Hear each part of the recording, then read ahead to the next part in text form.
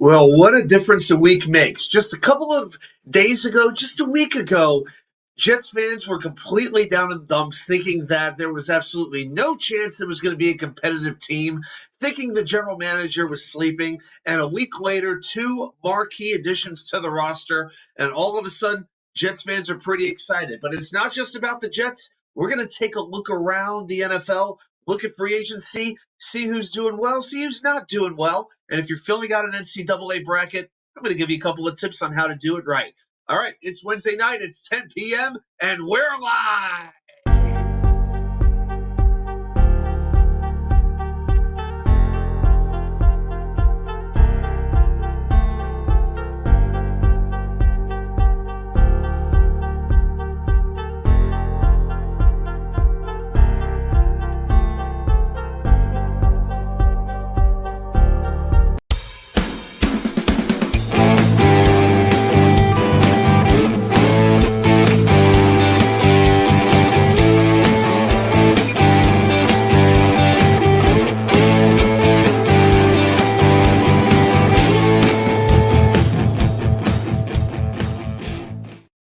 And well, welcome to New York Sports Wicker Media, everybody. I am Watch UK99.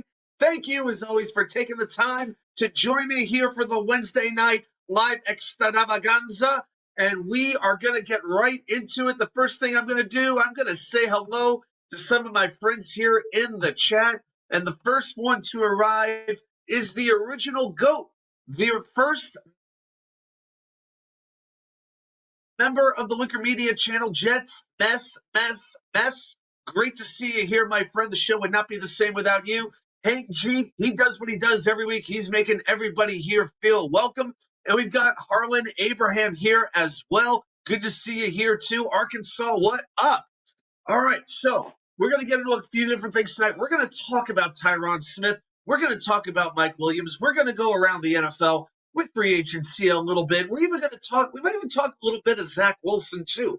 But before we do that, let's talk about what's on my mind around the world of sports with a little bit of what we like to call 3 and out. So the NCAA tournament is sort of underway. The main event really starts tomorrow as the round of 64 begins. The first four is going on right now. As I speak, Boise State and Colorado are playing. And maybe you fill out a bracket. Maybe you're like me and you fill out 25 to 30 brackets, and whichever one does the best, that's the one that you were really meant to do all along. I admit I'm that guy. Even though I watch almost no college basketball until the week of the conference tournaments. But been doing the thing for a little while. I've had good years. I've had horrible years. But just a few tips on filling out your bracket. I'm going to give you 5 tips real quick. So if you want to win your office pool, maybe win your group, a couple things to note historically about the bracket. Put a first 4 team into the round of 32. All right. The first 4 began back in 2011, and with one exception, that year being 2019, at least one team that played in Dayton had won their first game either Thursday or Friday and made it to the weekend. So count on one of those teams at least advancing through. I think it might be the winner of this game going against Florida because they're pretty beat up. That's one upset special I have. Number 2, take out at least 1-2 seed during week 1. Make sure 1-2 seed does not get to the Sweet 16. For on average, since 1979, when the tournament expanded, the average number of 2 seeds to make it to the Sweet 16 is just 2.5. All right, so in between 2 and 3, but very rarely do all 4 make it. Number 3, put at least one double-digit seed in the Sweet 16. Since 1979, that has happened in 40 of 44 years, including each of the last 15. So find a double-digit seed you like and give them at least 2 victories. James Madison, McNeese State, New Mexico, chief among them. But don't put that team in the Final Four. A double-digit seed has only made the Final Four 6 times since 1979. And number 5, pick a 1 seed to win the whole thing. Since 1979, 26 of the 44 national champions have been number 1 seeds. Now, I'm probably going to go with UConn because just about everybody else is. If not them, I kind of like Houston. Not in a Carolina right now. Purdue, they got to prove that they can actually do it. But I think in the majority of my brackets, I think we're pretty much all picking UConn because they just don't have any flaws on them, really. They just don't. Now, I'll be rooting for NC State. For those of you who don't know, I'm an NC State fan, grew up a Syracuse fan, but took a few classes at NC State, so I kind of support them. As a Jets fan, I identify with NC State, sort of the beaten down team surrounded by Big Brother. You know what I'm talking about? But they play Texas Tech Thursday night after winning 5 games in 5 days. I don't know how much they have left to give, but the team I grew up hating is Kentucky, not Duke, not UNC. I am not a Kentucky fan, and now those teams could actually play in the second round of the tournament. So it's always fun, at least for the first weekend. And if you have a decent bracket after that, well, God bless you. All right. Yep. Hank G is exactly right. NC State is the Jets of the ACC. Hey, they didn't win a conference tournament for 37 years. 37 years. Crazy. Absolutely crazy to think about. But yeah, the Jets are surrounded by the Giants, the Patriots, and NC State's surrounded by Duke and Carolina. That's exactly what it is. Maybe that's why I gravitated towards them. It all makes sense. All right, let's talk a little NBA. The Knicks with a great 119-112 win over the Golden State Warriors last night. They raced out to an 18-4 lead very early on, never trailed. This was just their 5th win in 19 games against the Warriors. Josh Hart, another triple-double, 10 points, 11 rebounds, 11 assists, 5 triple-doubles in 21 games. Played all 48 minutes. And Jalen Brunson, the best New York Knicks since Patrick Ewing, 34 points, 5 rebounds, 7 assists. How this guy is not even under consideration for the MVP is embarrassing. I have seen top 10 lists where he's not even mentioned. Guys like Devin Booker, LeBron James, who's like 46 years old, they're mentioned, but Brunson just does not get any attention, and it's amazing because where in the world would the Knicks be without Jalen Brunson? Scary to think about. But the Knicks remain 4th in the East, a half a game up on Orlando. The hope is to get to the 3 seed, get away from Boston. That way you can avoid them till the conference finals. They're 2 games behind Cleveland, so they got a little ground to catch up on. But they're 3-0 on this Western road trip, beating Portland and beating Sacramento, now beating Golden State. Next game against the defending champs, the Denver Nuggets, before they go home and host the Brooklyn Nets and the Detroit Pistons. All right, let's talk a little bit of hockey. We are coming down the home stretch, and it's getting pretty crazy. The New York Islanders, not so good. They get thumped by the Hurricanes on Tuesday, 4-1. Carolina has won 4 straight. The Islanders have dropped 5 straight. But the Islanders, during that 5-game stretch, have been outscored 20-6. 20-6. They're now 3 points out of a playoff spot, which Detroit currently has. But you've got the Capitals 1 point ahead of the Islanders, so the Islanders would have to jump them. But right behind the Islanders, you've got the Buffalo and the Devils just 1 and 2 points behind. So the Islanders are in quite a bit of trouble. Mervay wants to skip the hockey segment. Well, I'll just skip the Devils, except to say they got to pass 3 teams with about 13 games left. But hey, good win against Pittsburgh the other night, the hapless Penguins. As far as the Rangers go, they lose 4-2 to the Jets. It didn't exactly help. Their 2 best defensive defensemen were not there. It was a fun game for the most part. 2 very fast, speedy, skilled teams with 2 of the best goalies in the world, and Connor Hellebuck and Igor Shesterkin. I did not think very much of the "We Want Rempe" chance. He was able to play again from suspension, but Matt Rempe's absence was not the reason the Rangers lost this game. It wasn't about lacking physicality or energy in my mind. The Jets they felt they had to make a statement in this game. They were not doing well against the best teams, and they had to make a statement, and they did that against the Rangers. Now, the Rangers have Boston and Florida coming up, just a day at the beach. But they're only 2 points up on Carolina for first place, and I keep saying this, as crazy as it is, I hate having this mentality, but it may be best for the Rangers to finish second in the division, where they would most likely play Philadelphia in the first round, as opposed to playing right now would be the Tampa Bay Lightning, because I say let Carolina and Tampa Bay beat the crap out of each other. Because Carolina and Tampa Bay, I'd like to see that playoff matchup in the first round. That is exactly where I want to see it. All right, guys. Well, that is it for 3 and Out for tonight. Per Vervaine's request, we have skipped over the Devils. I was only going to give them about, 30 seconds anyway. So, all right. Well, let's talk a little bit of main event. It's time to talk a little bit of NFL football. Jets fans, I know you're here. I know you're excited. So let me hear it.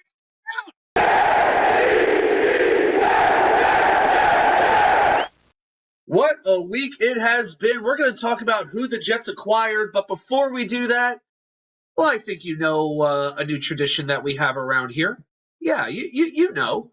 It's a brand new game that we play. It's not the trivia. It's not a wheel. It's not the mock draft.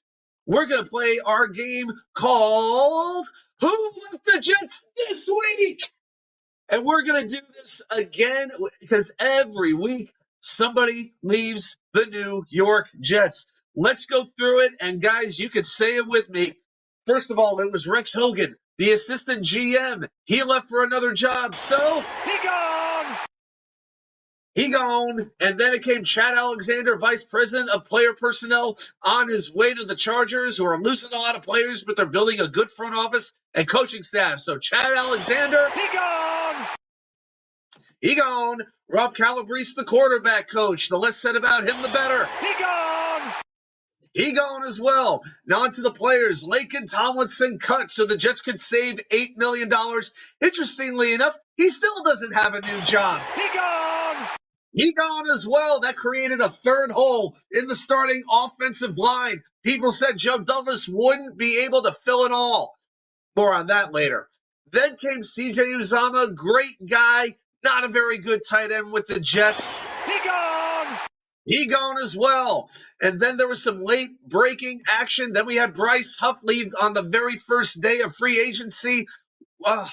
It hurt to lose him, but you kind of knew this was going to happen with the other players that they're going to play and the players they had to bring in now. It's just part of doing business, Bryce. He gone! He gone as well. Off to Philadelphia he goes.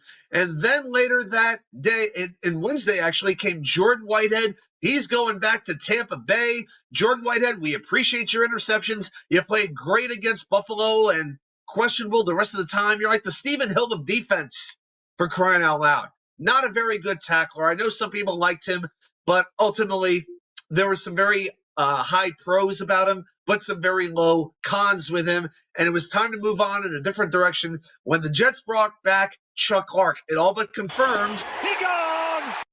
He gone as well. And then we keep going this week. It was Quentin Jefferson, a defensive tackle. A lot of people wanted to bring back. But once the Jets signed Javon Kinlaw for that pass rushing defensive tackle sort of mode, it seemed like the writing was on the wall. And it seemed like the Jets were just not very excited about keeping him. So, Quinn, we appreciate you. Off to Cleveland you go. He gone! And he gone as well. And that is the latest recap of who left the New York. This is good. This is good, getting so long that we're going to have to make this like the entire show. Who left the Jets this week if this keeps up? Hey, we got more free agents who are still out there that haven't been signed yet. All right, so I want to spend a moment here to talking about some of the news going on, and it just reminds me, looking at social media, talking with different friends, other content providers, just different people around. We want that quick fix. We're not a very patient society, and we're certainly not a patient fan base for the most part. We want everything now, but here's the thing. Who really remembers on what day somebody signed or was traded? It's not about whether you do it day 1, day 2, or day 20. It just matters that you get the player you want and also hopefully that you get him at a price that you want. And it really seems that, you make a signing, the buzz lasts a little while. It'll last 24 to 48 hours, and then, like he said. He gone! All right, I'm done with he gone for the night. All right, I promise. Hawk Harrelson, by the way, is my least favorite baseball broadcaster of all time.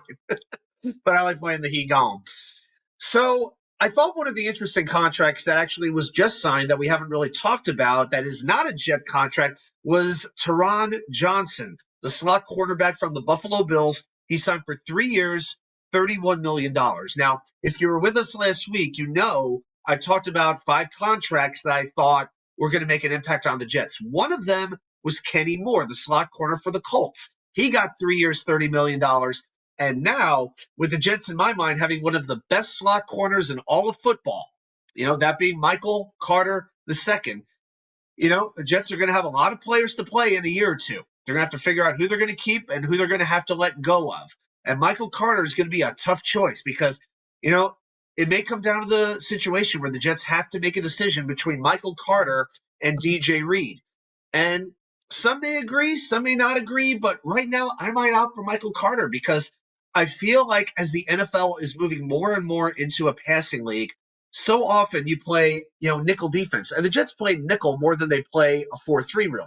Very often they have the third cornerback on the field as opposed to the third linebacker.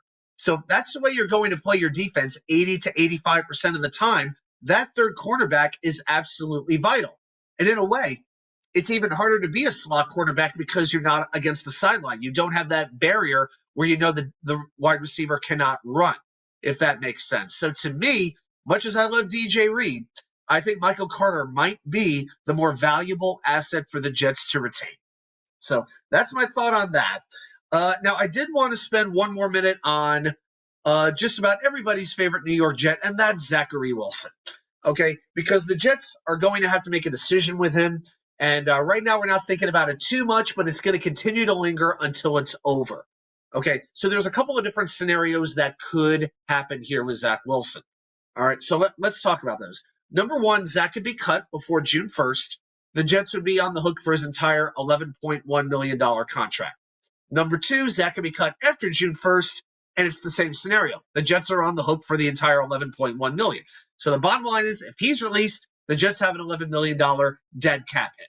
Anything to avoid that would be appreciated, considering the Jets are already paying a lot of dead money to Laken Tomlinson, to Carl Lawson, and to a couple of other players. But those are some of the main ones.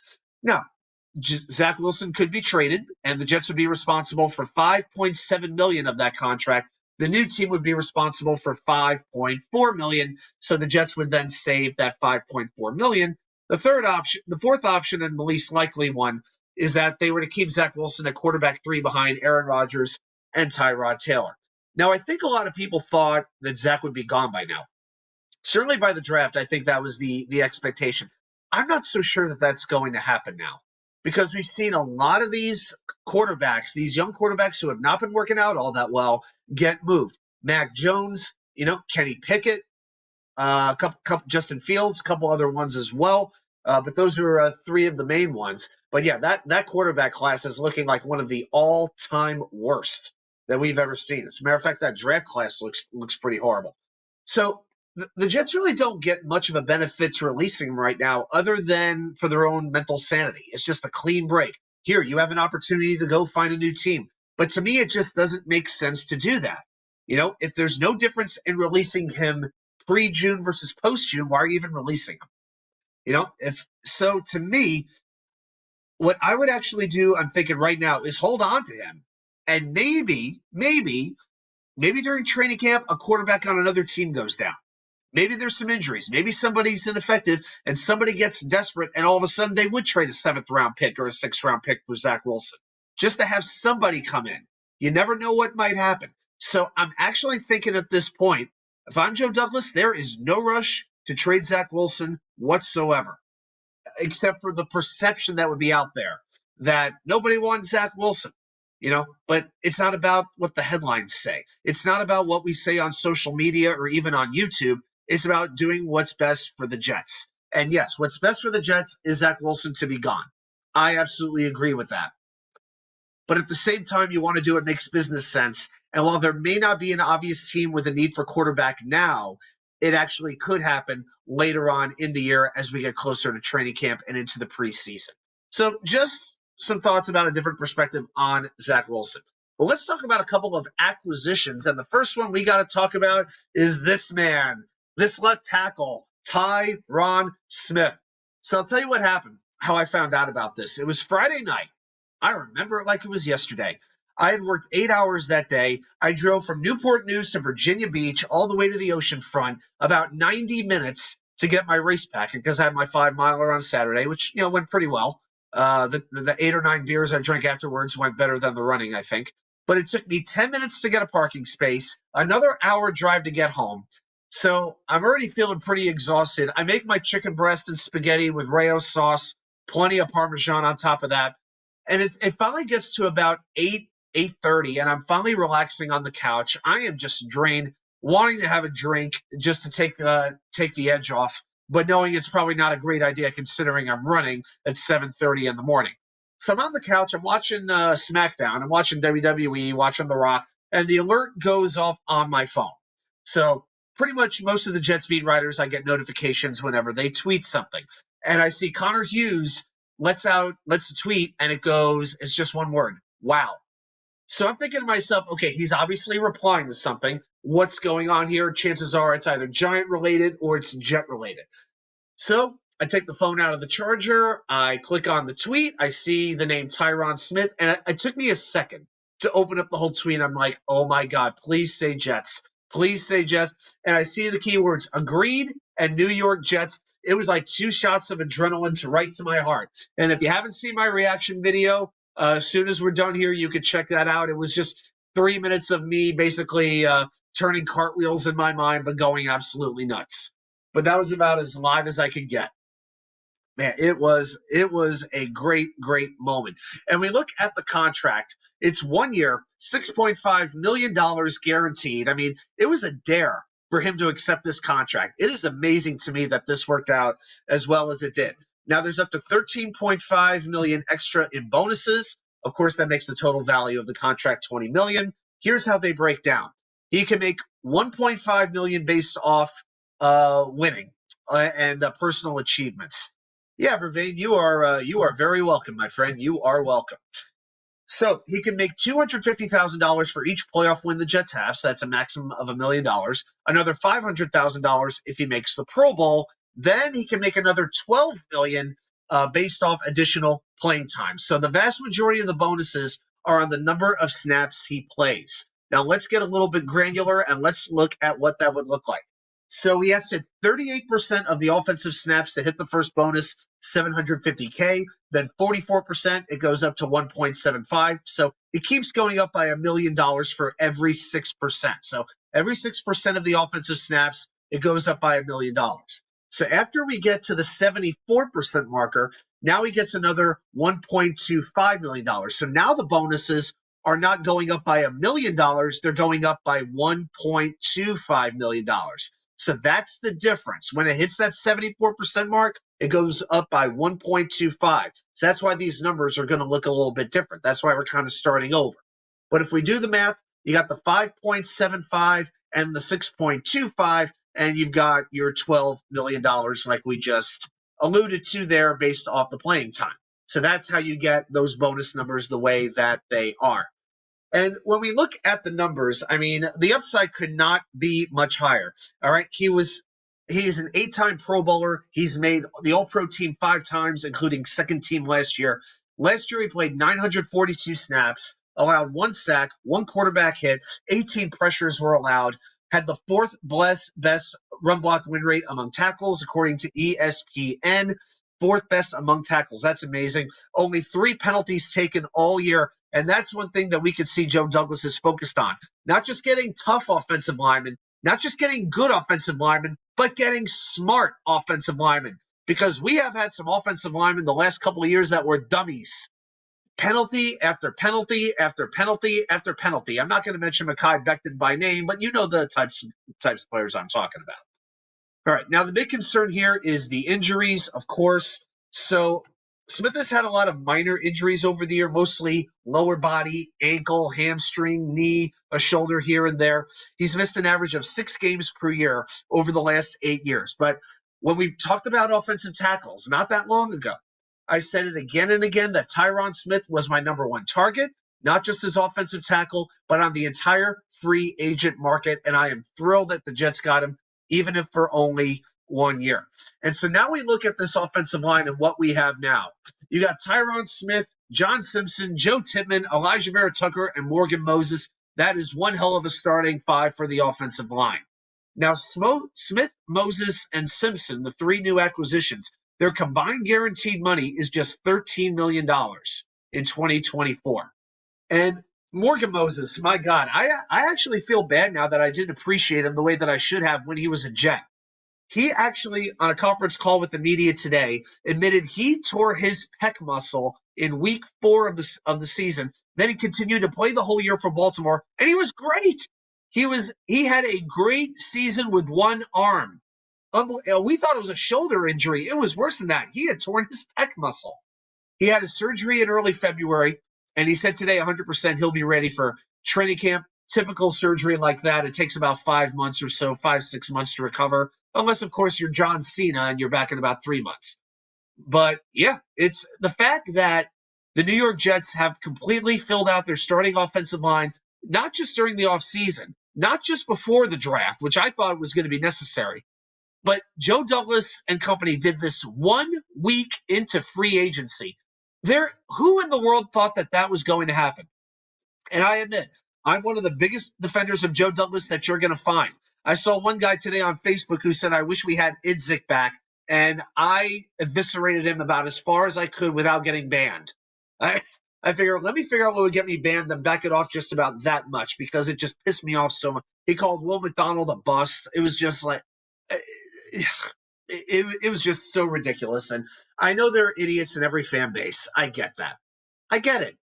But yeah, that just had to be set straight because I don't think I've seen a worse general manager in the history of this franchise than John Idzik. Okay. But yeah, to fill out a good, tough, smart offensive line, maulers, punishers, pullers, power running offensive linemen. You know, these guys can run block really well. That's going to make life a whole lot easier for Breece Hall. And you know he is just excited as can be. Izzy Abanaconda's got to be as excited as he can be too. You know that because all he needs is a little bit of space and boom, he's off to the races. These guys can create that space for him. Now, the big thing that we're all kind of thinking about, and the question, this is the question we're not going to really have an answer to for another 5 weeks or so. How does this affect the draft? You know, after the Jets got Morgan Moses, in that little window between when they had Moses and when they got Smith, I was convinced that Talise Fuaga and J.C. Latham were off the board. That was my opinion. Because if you have a right tackle only, and the Jets at that point still needed a left tackle, then why would you do that? Well, you know, to me, it just didn't make sense. But now that you have Tyron Smith and you do have a left tackle, you know, you don't have to reach. You don't have this pressure to trade up with the limited draft assets that you do have. They've already traded up for one tackle. I can't imagine they're going to do this for two tackles. Okay. You know, because your top two tackles cannot just be right tackles exclusively, right? Let's say hello to Alan, as Jay calls him. I've been calling him Alon. I'm just going to call him Double A, just like Arn Anderson. Yeah, 2023 outside of Aaron Rodgers was a terrible offseason, especially with the free agent class. No question about it. And again, I'll keep going back that it took some time to tear the roster down. So I'm not killing him for the record. He has still built one of the best defense and special teams units out there. That cannot be denied. Was the quarterback a miss? Absolutely. But again, who was the great quarterback behind Zach Wilson that worked out? I mean, in retrospect, if we could do this draft over, what would the Jets have done? Draft Micah Parsons, number 2 overall? Micah Parsons is an amazing player. No question about that. But is that what you're going to do with the number 2 overall pick? So, you know, mistakes were made. No question about it. The coaching wasn't right. The player wasn't the right fit here. And now you move on. Joe Douglas did that. He realized he had to make a move. He made that move. He brought in maybe the most talented quarterback that we have ever seen. Maybe the most talented when you look at the whole picture. Aaron Rodgers is that freaking good. But Douglas knows. He knows. He knows his job is on the line. And his principles, he held to his principles pretty well, I thought. He didn't make splashes immediately, but he knew what he had to go get. And I'll bet he was just, biting his thumbnails, waiting for that market to come to him because that's what he does every year. And if we look at free agency, typically his first move or two are not his best moves. It's the later moves that work out better. It's the undrafted free agents that work out better.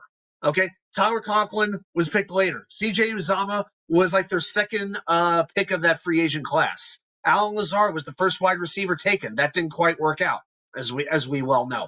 Although, we're going to give him the 1 year with Rodgers. I'm not interested in getting rid of Lazard because it's about a $12 million cap hit. After this year, if it doesn't work out, absolutely goodbye. But I do expect Lazard to be on this team. I don't see any way that there be any situation around that. And so that is pretty much where I'm thinking with that offensive line. And then with the backups, you have Les Schweitzer and Jake Hansen at guard. You have Carter Warren and Max Mitchell at tackle. You'd like to bring somebody else in, and I certainly think somebody else will come in. I don't know about David Bakhtiari. I don't know if it makes sense to bring him in. If he's willing to come in for $5-6 million and be a backup, great. But as good as he is, I would think he could get a starting job someplace. I would think so. I think it's not much different than Zach Wilson in terms of waiting for the right spot, waiting for the right opportunity, and then taking advantage of it when it does come. Yeah. And yeah, I absolutely agree. I don't have the confidence in Robert Saleh right now in terms of the in-game decisions. We just don't know what he's going to do in those decisions. Is he going to call a timeout at the right time or not? Is he going to kick the field goal when he should? Is he going to get conservative or get aggressive at the right time? Will those things happen? They're all very, very important. But you know what? With all the additions that have been made, you almost forget that Nathaniel Hackett is there to mess everything up. Oh, and speaking of additions, let's talk about another addition that they made, and it's this man right here, Mr. Mike Williams. As if I even need to go through the story. 1 year, $15 million max. We don't have the details of the contract yet. We all know the story with the Taylor ham / pork roll, egg and cheese sandwich, NYJ Matt. Great job. It is an absolutely ridiculous story, but the fact that this has gone viral is amazing. Speaking of the pork roll, egg and cheese, what do I have here? Oh, well, where did this come from? I felt it was only right to have a little snack while I do the show, so I'm going to have a little pork roll, egg and cheese right now. I'm going to have a little bite. So, Jets fans, here's to you, and Mike Williams, kill it.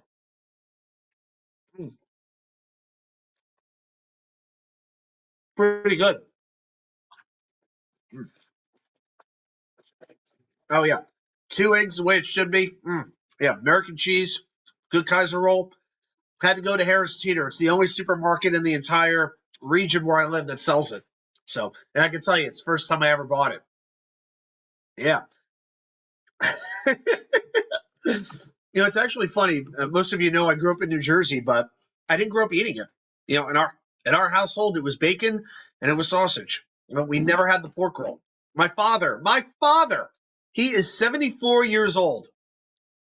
He has never had pork roll to this day. And of those 74 years, he has lived maybe 69 or 70 of them in central New Jersey.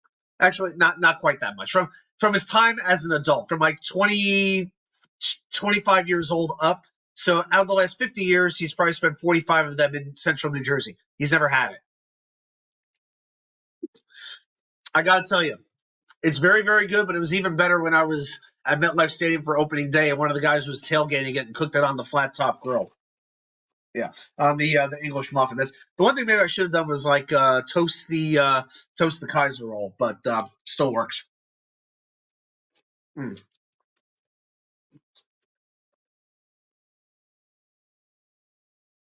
Maylon asking where I am. I am in Newport News, Virginia.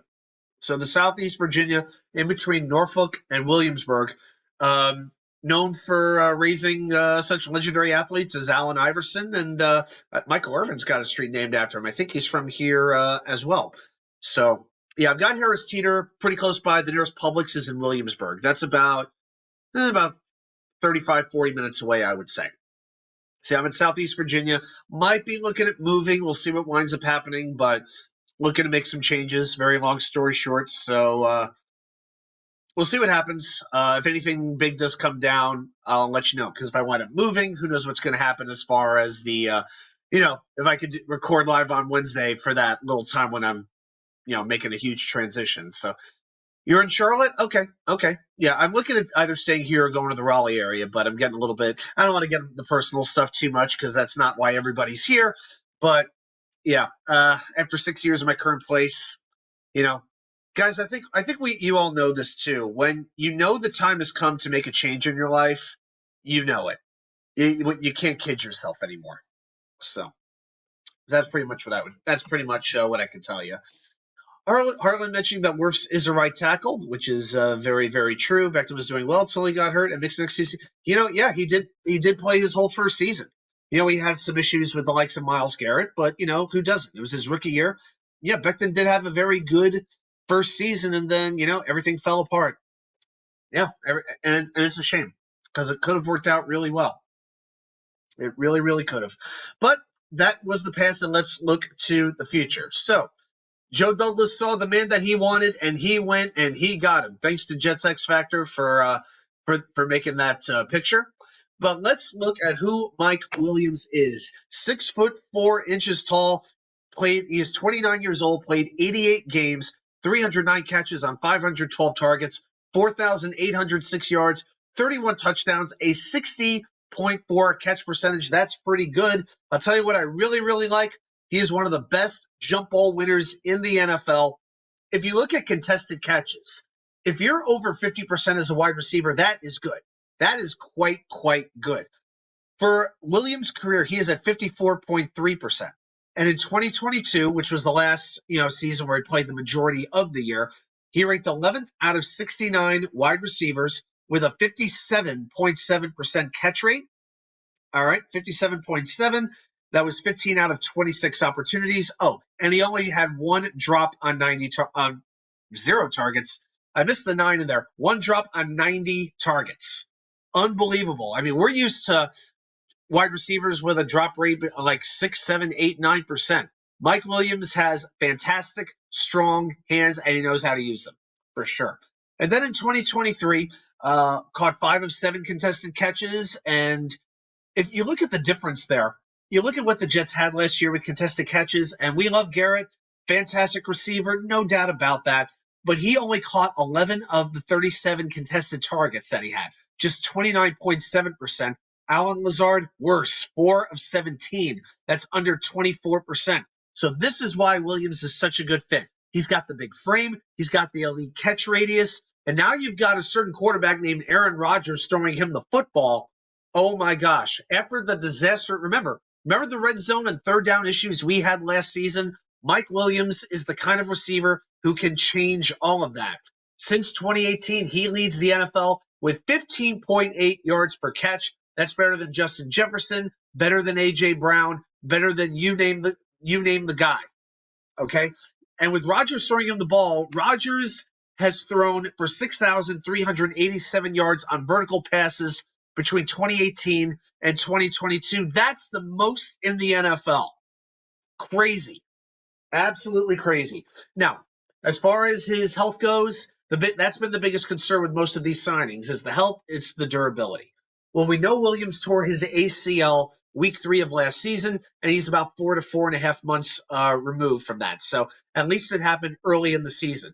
But let's go through the games played again. Okay? In his career, Mike Williams has played 10 games, 16, 15, 15, 16, 13, and 3. So he missed no more than one game, really, up after his rookie year, up until 2 seasons ago.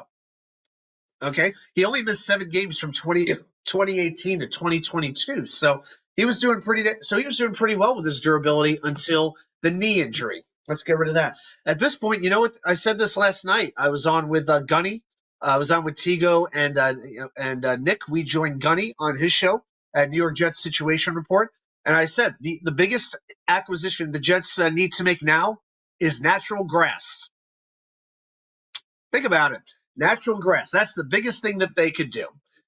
All right, guys. So that is it as far as the acquisitions go for right now. Now let's take a little bit of a look around the NFL, and we're going to talk free agency from an overall league perspective. We're going to talk the winners, the losers, and the sort of in-betweeners from free agency. I've got 5 of each. So let's take a look at the scorecard and see how some of these teams did.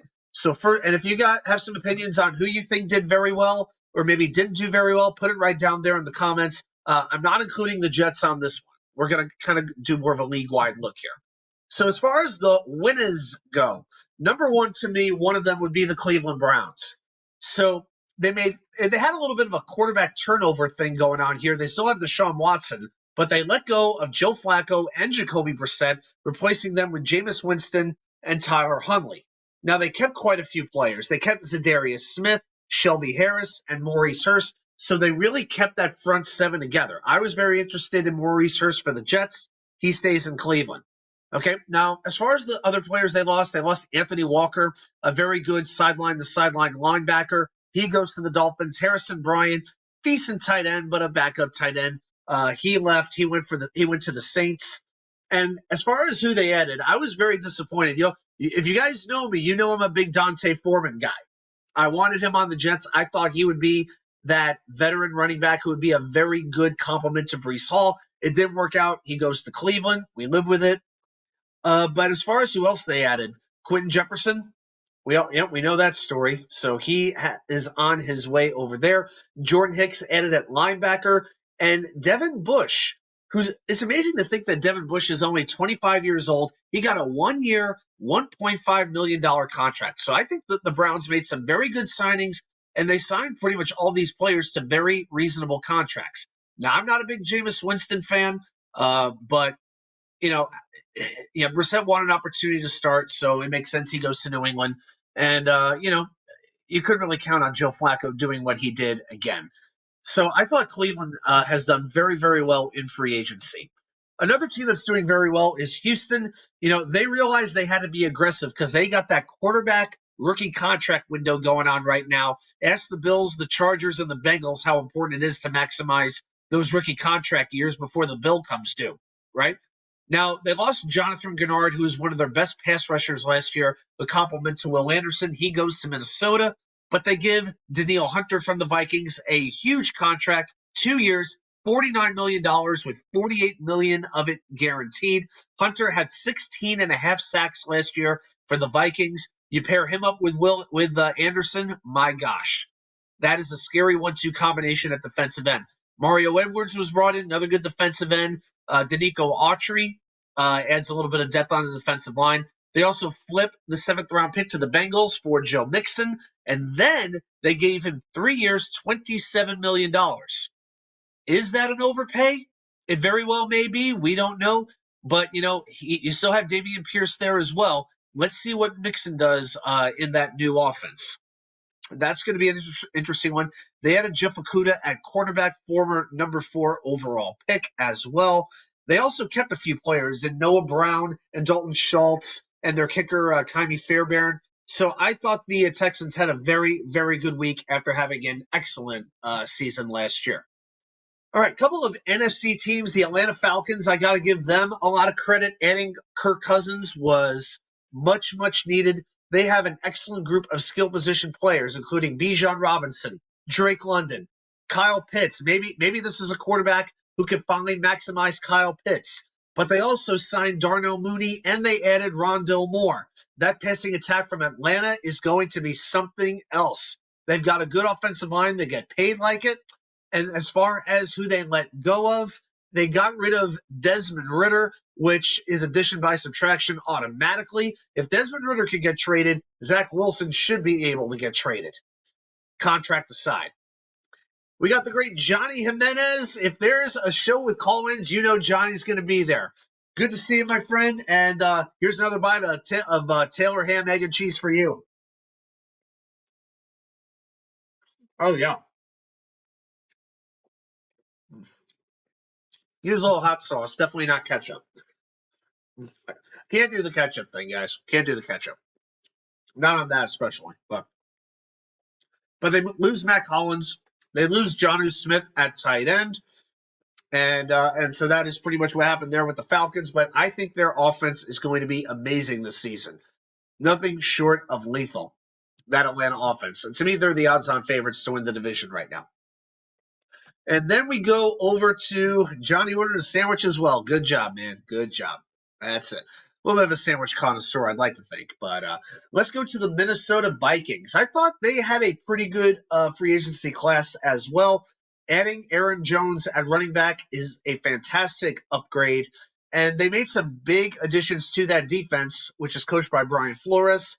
Jonathan Grenard, they signed him away from Houston. Andrew Van Ginkel, the former Dolphins pass rusher. We don't have to deal with him anymore. He's in Minnesota. And our old buddy Blake Cashman goes back to his home state of Minnesota. Hopefully it works out well for him over there.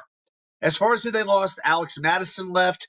It was tough to lose Cushenberry. Basically, Minnesota and Houston, in essence, traded Grenard for Hunter is really what happened here. And they did lose. Probably the biggest blow they had was losing Lloyd Cushenberry. Actually, Cushenberry, he was in Denver. But yeah, I always think of Cushenberry as a Bronco. But anyway. All right, so that was Atlanta. On to the LA Rams. They kept Kevin Dotson. A lot of people thought he was going to go, but he did stay. Jimmy Garoppolo is their new backup quarterback. Well, once he serves his 2-game suspension. But besides that, some of these other moves I think are really, really good. Colby Parkinson, the tight end from the Seahawks, he's got a lot of size. He's going to really help that red zone offense for Matthew Stafford. Along with Kevin Dotson, you add Jonah Jackson to help fortify the offensive line. Darius Williams is a good cornerback, and he's a little bit older, but he's a pretty feisty player. And Cameron Curl, that was the player I was really looking at for the Jets. Didn't quite work out. He goes to the Rams, and I think the Rams are going to be very, very happy that they signed him away from Washington. About all they lost was Jordan Fuller. They basically replaced Fuller with Cameron Curl.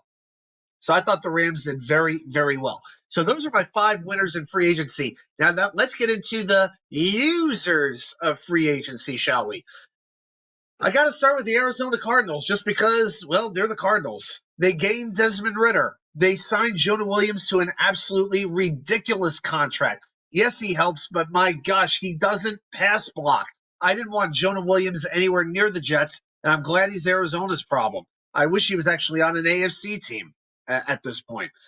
Also, let's see. Yeah, and they've lost some skill position players too, in Hollywood Brown and Rondell Moore.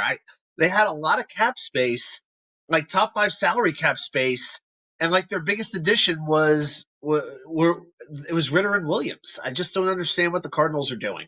I just don't get it. On to the Dallas Cowboys. The only player that they signed from outside the organization was Eric Kendricks, the linebacker from the Chargers. That was it. Besides that, they lost Tony Pollard. They lost Tyron Smith. They lost Tyler Biadasz, their center. They kept their long snapper.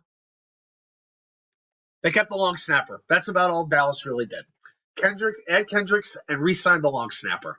And they saved $5 million by restructuring Dak Prescott. Very exciting.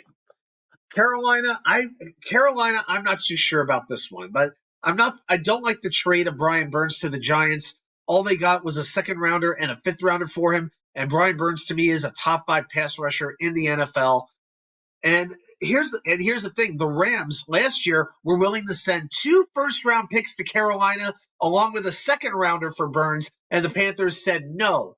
So instead of getting 2 1s and a 2, they get the 2 and a 5. Not a good job at all. They had a couple of linchpins on defense as well in Frankie Louvu and Jeremy Chin. They have both left. More on them later. And they did beef up the line in front of Bryce Young, which they absolutely needed to do. They got Robert Hunt and Damian Lewis, signed them to enormous contracts. They did trade for Deontay Johnson, but, he's had some issues in Pittsburgh with how he handles himself. And if it didn't work out too great in Pittsburgh, why should anybody believe it's going to work out well in Carolina? So, yeah, Carolina took a few big swings, but I don't know. I don't really know. When you're putting most of your assets towards guard, I'm not too sure about that. I think that offensive line is still in a lot of trouble, and so is Bryce Young. Let's add the Miami Dolphins to the loser list. You know what? He is due for a huge payday come this spring or summer. Now, the linebackers are going to be better. They added Jordan Brooks. They added Anthony Walker Jr., but they have really gotten hurt on the defensive line. Losing Christian Wilkins, losing Raekwon Davis, losing Andrew Van Ginkel. They lost Jerome Baker, who was almost like their C.J. Mosley in a way, because he was really the brains. He was the quarterback of that defense, and now he's gone. They lost 2 safeties that I think are pretty underappreciated, and Brandon Jones and Deshaun Elliott. When we did the safety show a couple of weeks ago, I made sure to talk about those safeties. I felt they were very underrated, and it would be very good. They would be very good acquisitions for the Jets or for other teams. Miami lost both of them. Now they still have Javon Holland, who's excellent, and they did sign Jordan Poyer, but he's not getting any younger. Okay, they added Kendall Fuller. I mean, are you really getting excited about that? Shaq Barrett is aging, so it's a couple of 1-year fixes really for Miami. They added Jonnu Smith for 2 years as well. But to me, I feel like the Dolphins have added some okay pieces, but they've lost a good amount of their foundation, especially on the defensive side of the ball. I think that might, hey, and the fact that they lost Vic Fangio as defensive coordinator, that may be the biggest loss they've had on the defensive ball. Just might be. So the Dolphins to me are losers in free agency. And then you've got the New Orleans Saints. I should have made that black instead of white. But anyway, the Saints, I know this is shocking news, but they had a lot of issues with the salary cap. They did bring back Tyron Matthew. They brought back the Mario Davis, who is now 35 years old. They added Willie Gay. They added Chase Young to replace Marcus Davenport and Malcolm Roach at defensive end. But Chase Young was not exactly a world beater in San Francisco. Outside of that, New Orleans is basically treading water. And when you look at Atlanta improving the way they have, and you still got Tampa Bay, keeping most of their best players. They kept pretty much everybody they wanted to. Mayfield, Evans, those type guys. You know what? By New Orleans basically treading water, I think they're actually heading backwards. So I'm not feeling too good about the Saints. Now, I've got 5 in-betweeners for you as well. Quick reminder, everybody, please smash that like button if you haven't already. And, of course, feel free to subscribe to the channel. And I'll be watching those likes. We'll be doing trivia in a little bit, and we might just spin the wheel, or maybe we'll do a mock draft in a little bit. All right? All right, now let's do a couple of in-betweeners. And the first one to me is the Chicago Bears. So Darnell Mooney walked away.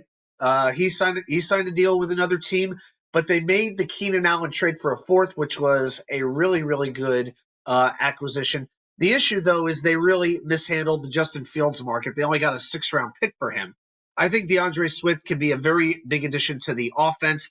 But Gerald Everett is still kicking around. I feel like he's been in the league for 20 years. They lost Justin Jones to Arizona, good defensive tackle. They did add Kevin Byard at safety. They've made some good players, but I think the fact that they only got a 6 for Justin Fields, I don't feel like they handled that very well at all, and that's why I put them more of the in between range. So that's my thoughts on the Bears. Number 2 is the Jacksonville Jaguars. So look at the switches here. Gabe Davis in, Calvin Ridley out. Ronald Darby in, Darius Williams out. Darnell Savage in, Rayshon Jenkins out. Eric Armstead in, Foley Fatukasi out. So there's a lot of shuffling going down. But outside, I would say, of the defensive tackle, how many really big improvements did they make? Now, Mitch Morse, if he's healthy, if his head's okay, because I know he's had some concussion problems, if he's going to be the brand new center for Trevor Lawrence and he can do that for 2 years, that's a big-time upgrade. But I feel like for the most part, the Jaguars, I think going from Ridley to Davis is a step down. That was one move I did not like at all. I've never been a big Gabe Davis fan. To me, he'll make like one big play every other game, and that's about all he's going to do. I'm not saying the Jaguars should have given him that contract, but you've gone backwards when you go from Ridley to Davis. So I'm putting Jacksonville sort of on the in-between line. The Philadelphia Eagles. Now, this one might surprise a few people, but let's look at what they did. They acquired Kenny Pickett. They lost Marcus Mariota. Okay, you're taking a chance on some upside. You did lose DeAndre Swift, and you brought in Saquon Barkley, even though he's not on there. But of course, you brought in Saquon Barkley. Now he has a rough medical history, a very high price tag at about $12.5 million a year. And wide receiver, you bring in Devontae Parker, fast but doesn't separate at all. And we all know the deal with Bryce Huff. He's never had a full-time gig. We know his explosiveness. We know he's an incredible pass rusher. But let's see how the Eagles use him. Let's see if it works out. Outside of that, Devin White at linebacker, C.J. Gardner-Johnson at safety, these are risky. Devin White lost his starting job last season in Tampa Bay. White hasn't been on a Pro Bowl level in 3 years. If these gambles hit, yeah, they could be back in the title hunt, but it's risky. And they lost Nicholas Morrow at linebacker, I think a very underappreciated linebacker. Kevin Byard was there for a short time. He left. And, with Kenny Pickett, what if he actually has to play? What if Jalen Hurts goes down and you put in Kenny Pickett? Are you counting on him to lead the Philadelphia Eagles to the promised land? Because I'm not. All right. Number 4 is going to be the Tennessee Titans. Now, they lost a lot, but they gained a lot. Derrick Henry left. But they did bring in Tony Pollard along with Calvin Ridley. They have dropped a combined $113 million on Pollard and Ridley. Now, the Titans' offense has not exactly been exciting. Those two will definitely add some serious talent to that attack. But they lost quite a few players. They lost Aaron Brewer at center. They lost Danico Autry. They lost Sean Murphy-Bunting at quarterback. They did bring in Lloyd Cushenberry to help stabilize the offensive line. They gave him 4 years, $50 million, basically resetting the center market with Cushenberry. Okay. And then with the defense, I mean, the biggest guys they brought in were guys like Chidobe Awuzie and Kenneth Murray. I mean, I'll give everybody a moment so you can Wikipedia them. I think the Titans are better on the whole than what they were last year, but I wonder how well they're distributing the money they have to work with. All right, so I'm putting Tennessee on the in-between level, and I've got one more team, and it's the Washington Commandskins themselves. The better question is, who didn't Washington sign? They had a ton of cap space. They have a new head coach. They spent like crazy. And now let's look at it. Austin Eckler, excellent running back, very good receiver out of the backfield. Does Zach Ertz have anything left? We'll have to find out. Tyler Biadasz is their new center. They got him from Dallas, just like they got Dorrance Armstrong. But 3 years and $45 million for Dorrance Armstrong? I don't know. Bobby Wagner, aging, but a good tone sitter at linebacker. And they signed 2 defensive players from Carolina in Luvu and Chin. Now, as far as who they lost some very good young players. All right, so Washington is really getting older here. They lost Antonio Gibson, Curtis Samuel, Cam Curl in particular, all of them around 25, 26 years old. You lost Kendall Fuller as well. And again, it comes down to what is going to happen under center for Washington. So they're definitely taking some chances, but this reminds me of one of those old school Dan Snyder spending sprees. But it's going to be interesting to see what winds up happening. So that is my thoughts on free agency. Yeah. So, yeah, that's it. 5 winners, 5 losers, and 5 in-betweeners. There's still some decent free agents out there to sign. For me, if I was to see the Jets do something, I would like to see them get a running back, maybe give J.K. Dobbins a low-cost contract and see if he'll bite on it. Maybe he wants to play with Moses and Simpson again. I don't know. But some of the other ones that are out there right now, like Clyde Edwards-Helaire, Latavius Murray, they're not Matt Breida, they're not exactly getting me all hot and bothered. Damian Harris, not doing it. So, but I do think the Jets should bring in one veteran running back and not give too much responsibility to Izzy. All right, guys. Well, it is right around that time. It is just about 11 o'clock. And so you know what happens. Every single week, I head down into the labyrinth. I bust open the books. I pull up the websites, and I do my research to test you, the avid, diehard New York Jets fan, about the history of this once-in-a-while great and usually frustrating as hell franchise. So, if you dare, let's play Jets Trivia.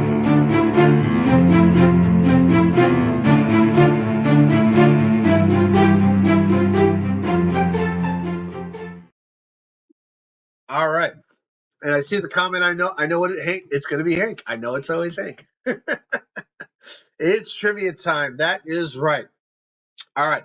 So, guys, you all know the way that this works. I'm going to put a question up on the screen. Going to give you 5 minutes to answer it and put your answers there in the comments. And let's see what we can do. So your question tonight goes like this. It's NFL draft related. DJ Reed was drafted in the 5th round, 142nd overall in 2018 by the San Francisco 49ers. Name the 2 current Jets who were drafted after DJ Reed in that 2018 draft. No Googling, no Wikipedia, and no Glenn Cyclopedias, please.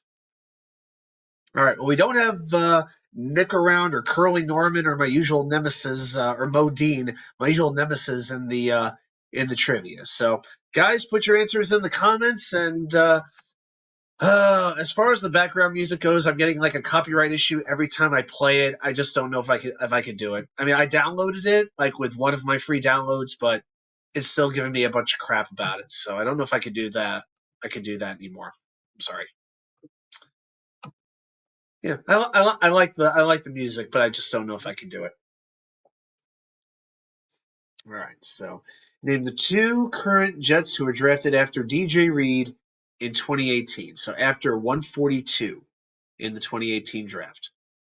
There are actually some former Jets that were drafted after DJ Reed that draft, like Braxton Berrios for one thing.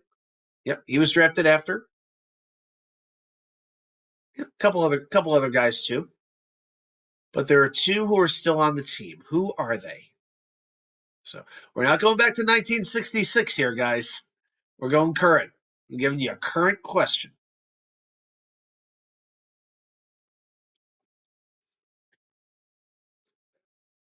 Yeah, we're waiting for the answers to come in as everybody's pulling up Google. Please don't. That's a big deal. Yeah, just say a quick thanks to everybody for hanging out with us tonight. It's been a fun week to be a Jets fan, no doubt about it. Jets mess starts out with Nick Bawden. Is it Nick Bawden? Well, that is correct. Nick Bawden was drafted 237 overall, so that is correct. Good job. Hank G is just thinking. All right. All right, we got about halfway there. Got 2 minutes and 40 seconds to go. Maybe I should just play like a TikTok sound or something. I don't know. Yeah, I don't think YouTube will flag me for playing a tick sound or something. I just know if we want to hear it for 5 minutes. Irvine, we got you on that one? Okay. All right. Well, we got one. I mean, maybe just name some current Jets. I don't know. Maybe the Jets drafted him. Maybe they didn't. It was 2018, so that wouldn't have been a Joe Douglas draft. So that, I think, would have been Mike McCagman's last draft, if I remember, 2018, right? Yeah. All right, 2 minutes to go, guys.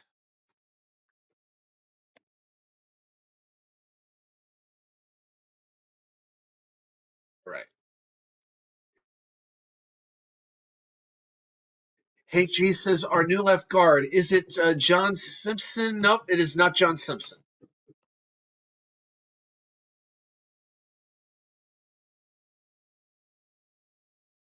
I can assure you it's also not Aaron Rodgers. Oh, and it's not Lee Cravat either, in case anybody was thinking Lee Cravat. No. Jets mess is Kenny Yeboah. No, Kenny Yeboah was actually undrafted.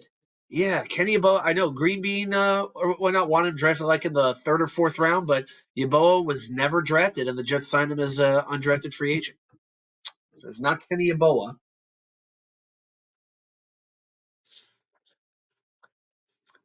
Jets mess. I already said it wasn't Lee Cravat. I said it wasn't Lee Cravat just for that.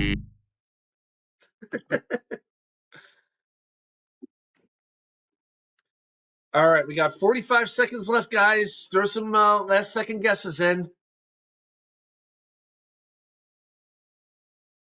See what we can do. Yeah.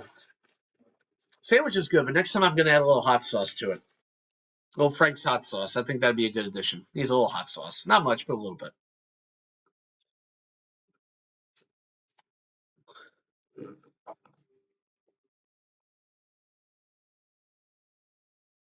All right, 15 seconds. Vervain says Alan Lazard. I think Alan Lazard was undrafted as well. I don't think Lazard was drafted. Yeah. Yeah, I'm pretty sure Lazard was an undrafted free agent too.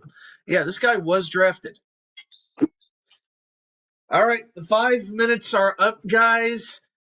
The answer, I will say this, he was not a draft pick of the Jets, if that helps you.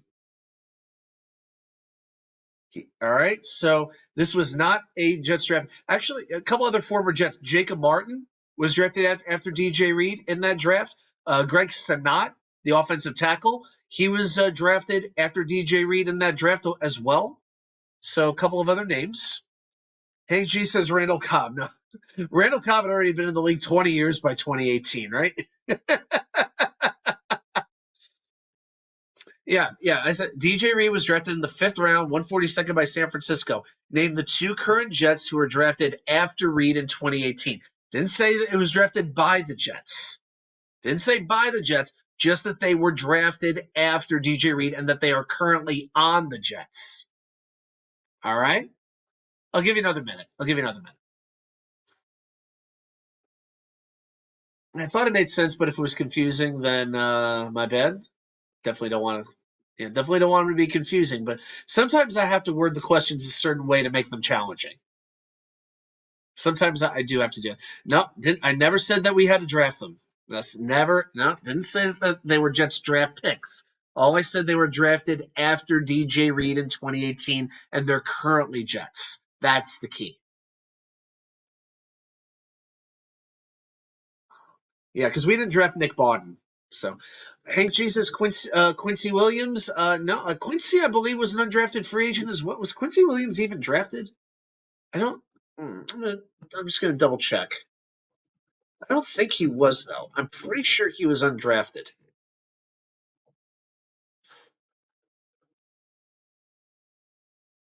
Yeah, I'm like 98% sure.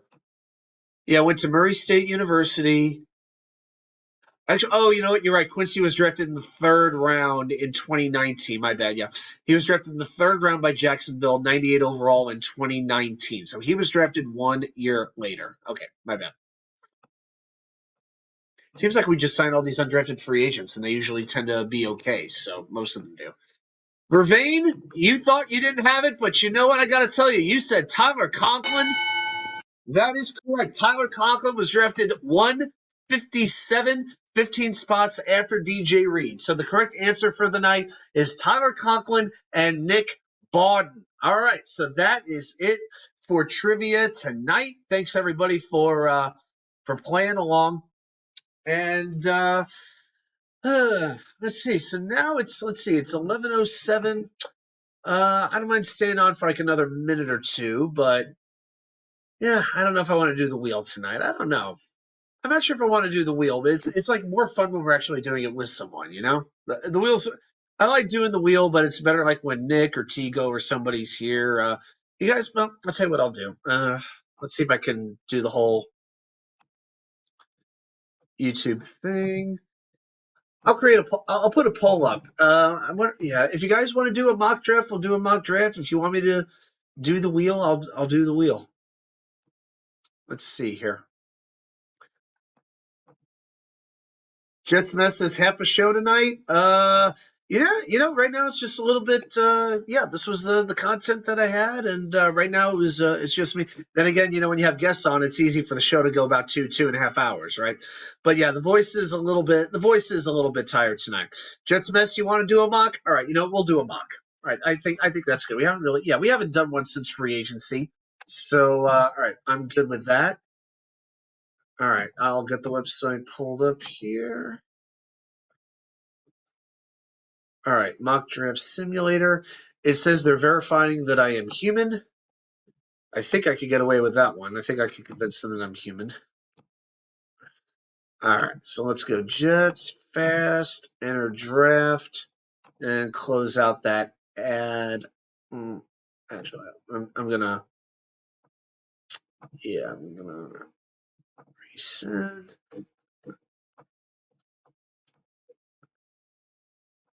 Okay, Jets 7. Okay, guys, so let's go ahead and I'm going to move myself over. I'm gonna share the screen. Entire screen, allow, boom, that should do it. All right, I'm just watching the feed down here on my phone to make sure everything comes up the way that it should. And it's a little bit, I'm going to zoom back out a little bit here. Yeah, let's zoom out a little bit. Yeah, if you need me to zoom in or out, I'll watch the chat just down here. Just let me know. Okay, let's enter the draft room, and it's going to look a little bit different than how it did the last time that we were here. So we're going to hit enter draft. And of course, we're going to start with the number 10 pick. I want to make sure again that 3 quarterbacks are drafted, or I have no shame about restarting. Wow. 4 quarterbacks went in this draft. Williams, May, Daniels with the first 3, and then J.J. McCarthy goes number 6 to the Giants. In addition to that, oh my God, Marvin Harrison, Malik Neighbors, Olu Fashanu, the Titans take him at number 7, then Terrion Arnold, the quarterback from Alabama, and Rome Odunze at wide receiver. So now we have a very, very interesting decision to make here. And let's see. I'm gonna try something here. I know that you can see the YouTube thing, but we're going to I'm going to pull the thing up here on YouTube just in case I need to create a poll. I can go ahead and do that now. All right, so this is the only way I can do it. So, all right, well, we look at what's available here. We've got Joe Alt, the offensive tackle from Notre Dame. We've got Brock Bowers, but of course, we could always take an edge. We could take an edge. Number 1 overall. Troy Fatanu is down there at 17. We'll take a look at some trade offers here. We'll see what's out there. All right, we have 3 trade offers. First of all, the Rams want us to move back 9 spots, and they'll give us that 19th pick along with number 52. So they'll give us a pick about midway through the 2nd round. All right, so that would be one option. Another option would be Tampa Bay giving us 26, 57, 125. So that would be a 1, a 2, I want to say a 4, and a first-round pick next year. That's a pretty nice offer, but going down 16 picks is quite a ways. Not a bad deal, though. But we're not really looking at next year. We need to do something now. Now, the Saints only want us to move back 4 picks, and they're going to give us, along with 14, number 45, and they want us to surrender 111. So this would give us that 2nd round pick. All right. So if we look at what we have to work with, we have picks 10, 72, 111, 134, 185, 256, and 257. So that's 7 draft picks, and 2 of them are the last 2 picks in the draft. All right, so we really have 5 picks to work with here until we get to the very, very end. So we could go a couple of ways here. We could go with Joe Alt. We could go with Brock Bowers, or I think we could take we could take a trade. I think those are pretty much the 3 options here, right? So New Orleans, Tampa Bay, the Rams. All right, I'll tell you what I'll do. I'm gonna do the poll thing here, as everybody can see what everybody else is writing. But what should we do at 10? Alt, Brock, trade. I'm gonna do trade LA. I'm gonna rule out Tampa Bay. Trade LA, trade New Orleans. All right, let's start the poll. And just to review, the Rams trade is 10 for 19 and 52. And the Saints trade is for picks 14 and 45, but we also give up 111. All right, so we have 14 and 45 versus 19 and 52. All right. All right, I'm seeing some different opinions here. Some people do like the trades. All right, nobody's looking at Brock right now. Right now, Joe Alt is in the lead right here. Okay. I'll give it just a few more seconds here.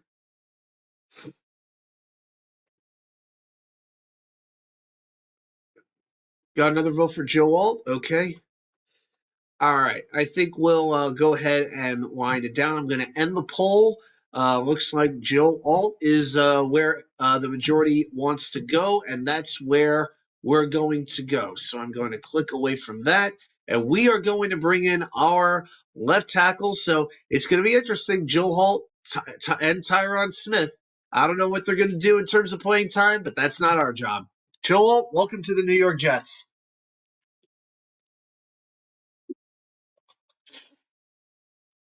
All right. And up come the Jets again at pick number 72. with our third round pick. Now we've got two trade offers here. The Bengals want us to trade 72 and 134 for number 80 and a third round next year. I have no interest in this trade whatsoever. And then the Broncos, this might be worth exploring maybe. They want us to move down 4 picks, and they'll throw in pick 147 as well. So that would be like maybe a late 4. Sounds about right. Yeah, would you guys want to trade down?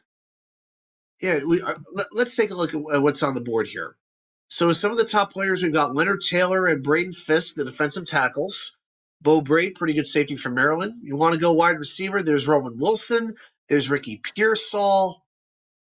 Both very interesting ideas. I'll go down a little further. Cole Bishop, the safety in Utah. Want to add to the offensive line? Christian Mahogany. There's also Tez Walker, a wide receiver. You know I like Braylon Allen, the running back from Wisconsin, power runner. Javon Bullard, also a very good safety from Georgia. Our next pick is at 111. All right, so after this, we got to wait another 39 spots before we come up again. All right, I'm seeing some people wanting me to take the Denver trade. Vervain wants it. Hank wants it. You know, in this spot, I don't feel like there's one particular player that stands out above the others. If we were to get Roman Wilson, I would like it very, very much. But I would feel the same way about Braden Fisk, too.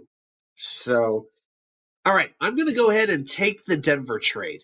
You know what? Let's see if I could counter this. Let's see. You know what? Maybe they'll give us 145 instead of 147, right? Hey, see, there you go. That's how you negotiate, ladies and gentlemen.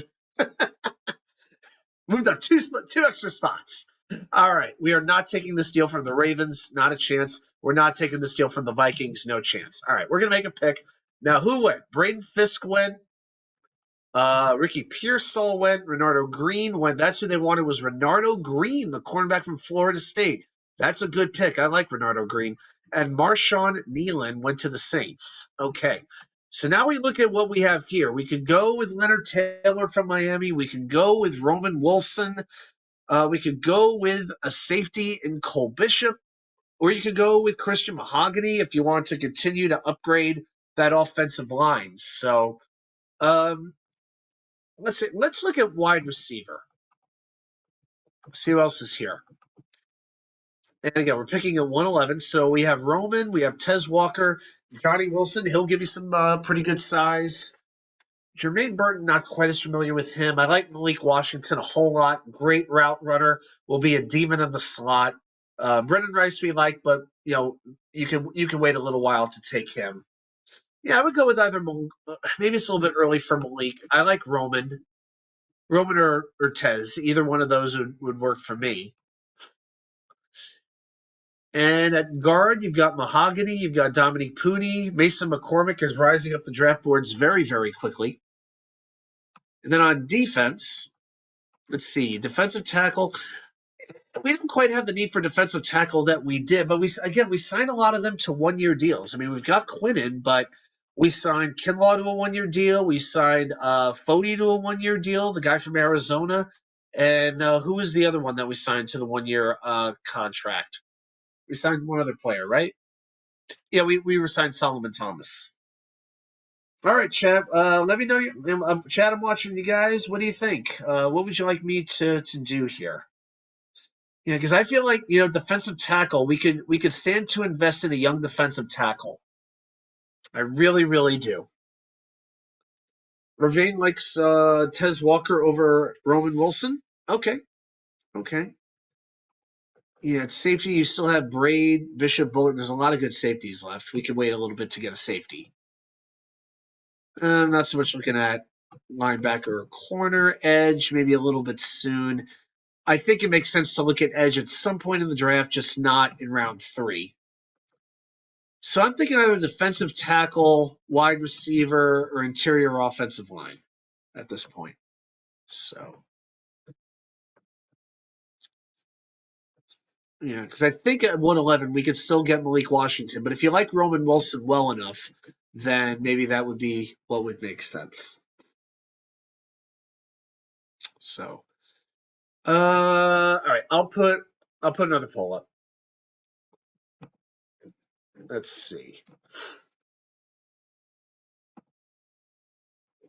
All right, who to take?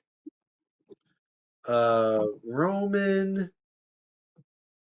Let's see here. Both the big board here. Roman. I'll throw in Leonard Taylor. Very, very well rated. Mahogany. Yeah, Roman Taylor, Mahogany. Oop. Random Google nature photos. All right. Taylor, Mahogany. Sort of build up that interior offensive line. And I'll throw in Tez Walker too. I'll throw in the second wide receiver. Okay. Let's start the poll. There we go. All right, guys, make your voice heard. What would you like to do? Where would you like to go with this pick?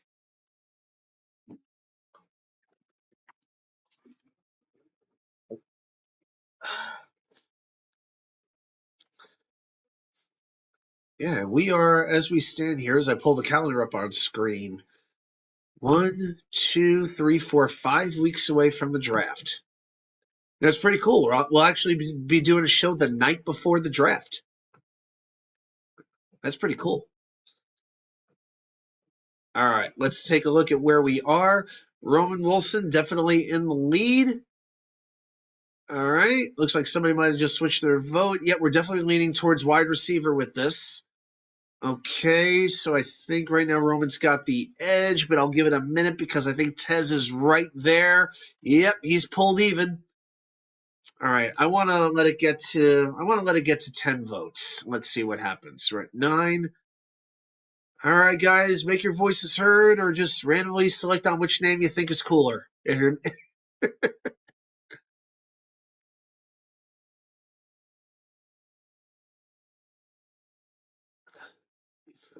all right, I'll give it 10 seconds.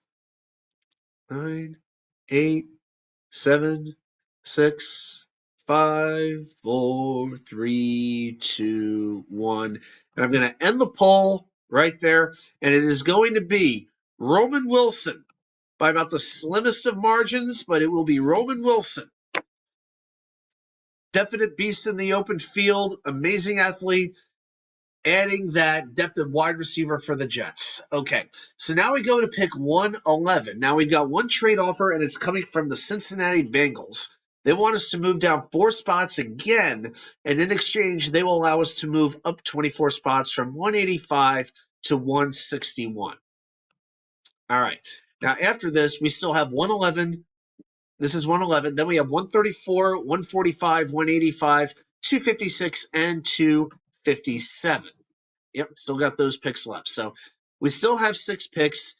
Now, I'm looking at the big board, and I love that both Braylon Allen and Dwayne Carter are available. I like James Williams. He's more of a linebacker safety hybrid. Mason Smith, pretty good defensive tackle prospect. Not looking at Delmar Glaze at this point. Past that, if you want to get your future quarterback, you could go with Michael Pratt. Mekhi Wingo, also a fine defensive tackle option. If you want to go with a speedy running back, you can't go wrong with Jalen Wright. I like Jalen Wright quite a bit. Yep, Brandon Coleman at guard, not bad. Ray Davis, a little bit older running back, but runs with some real aggression. Malik Mustafa is not a bad safety option as well. All right, guys. So, all right, I'm thinking either Allen Carter. Those are definitely the ones I'm leaning towards. Or, I mean, Allen Carter, or we can take this trade. I think what I'm going to do, Allen Carter. I'm just going to have a little fun. I'm going to go with the quarterback in here. All right, let's do another poll. Yeah, the polls seem to be working, so let's do this. All right. All right, so who to pick? Allen Carter, Pratt, or trade with Cincy. All right, so I'll let you guys make the call on this one because, yeah, let's go back to that trade again. So it would be, the trade would be 111 and 115 111 and 185 for 115 and 161. Personally, if we got Allen or Carter, I would be really, really happy. I'm running out of water. All right. Okay, guys, so let's go back to the poll. Let's see how we're doing. Right now, we got a split vote. Right now, it's Pratt and Trey with Cincy. We're not leaning towards Dwayne Carter right now. Braylon Allen with a few votes, but right now it looks like we're leaning towards wanting to make the trade with the Bengals. Okay. And I'll tell you what, if any one of these three players is still there, whoever gets the highest vote, that's who I'll take.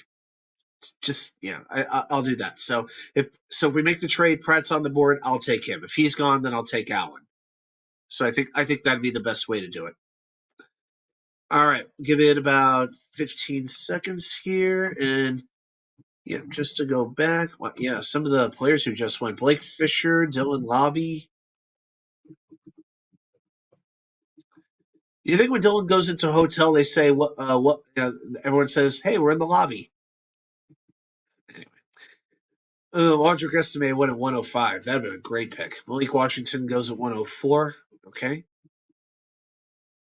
All right, guys, let's check the poll. All right, I'm going to end that. It looks like it's going to be Cincinnati. We're going to make the trade with them. See if I can counter this. Yeah, I don't think there's going to be any leeway on this one. Yeah, I don't think I'll be able to move it up. Okay, I'm just going to accept the trade offer.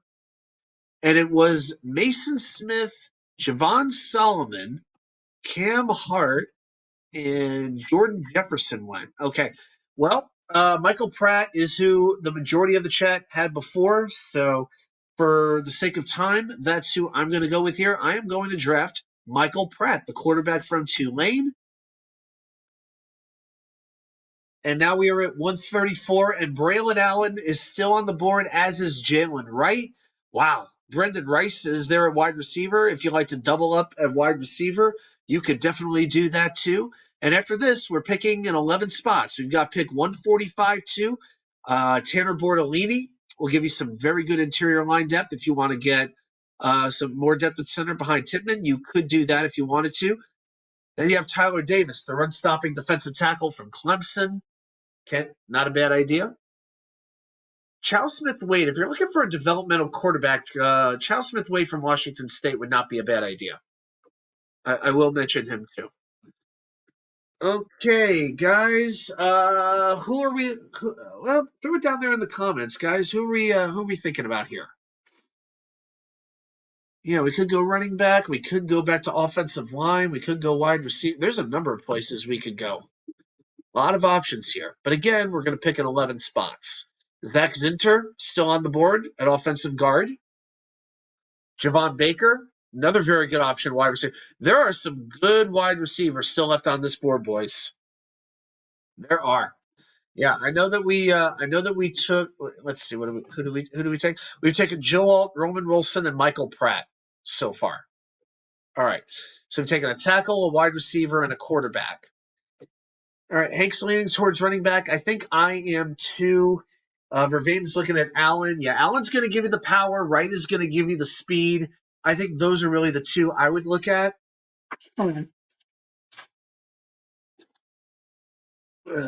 So, yeah, between Allen and Wright, if you have a preference on one of those, let me know. I think, yeah, but either one of those would be a very, very good draft pick.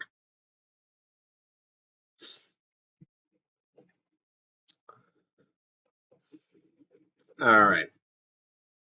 Okay, guys, I'll tell you what. I'm going to go ahead and take Braylon Allen. Just a quick thing on him. 6'1", 235, 19 years old right now, about to turn 20. Bounces off the hits. Great goal line back. Plows through the trenches. I can tell you that's true. He is a force in between the tackles. And with behind this offensive line we have, which can run block really well, I think it's a good idea. All right. Looks like Braylon Allen's getting some love, so I'm going to take him at pick 134 at the end of the fourth round. If that happened, I would be thrilled. Wow. All right. We have one trade offer from the Seahawks, they want us to go down from 145 to 156, and then we can move up from Mr. Irrelevant 257 all the way up to 192. Let's see what we have here on the big board. So we got 145 and 161. Well, we just took a running back. Guys, if there's a position you'd like me to check, let me know. Zach Zinter is there. Tyler Davis is there. Both of them make a lot of sense. Keith Randolph, again, sort of the run-stopping defensive tackle, but yeah, I would go Davis first on that one. Luke McCaffrey is there if you'd like to get another wide receiver, so we could do that. All right. All right, so I think we could go. Jets Mess wants to go linebacker. Okay, let's take a look. All right, yeah, Jacobs and Eichenberg I know decently. Yeah, we're gonna get probably next week. We're gonna get back into some of the draft scouting. We're gonna look at some of these other positions like linebacker, like cornerback. Maybe we'll even talk about tight end or something like that. But I want to make sure we spend a few minutes on linebacker, quarterback, and maybe even some edges. So maybe we'll do like defensive gems, just like some under the radar defensive guys to look at. I think that would be a good idea. Maybe we'll do the same thing for offense, but yeah, I don't want to overlook the defense. I really don't, especially with these depth picks. Tyrese Knight. Hey, if the rest isn't like a 9, I think we may as well pass, right?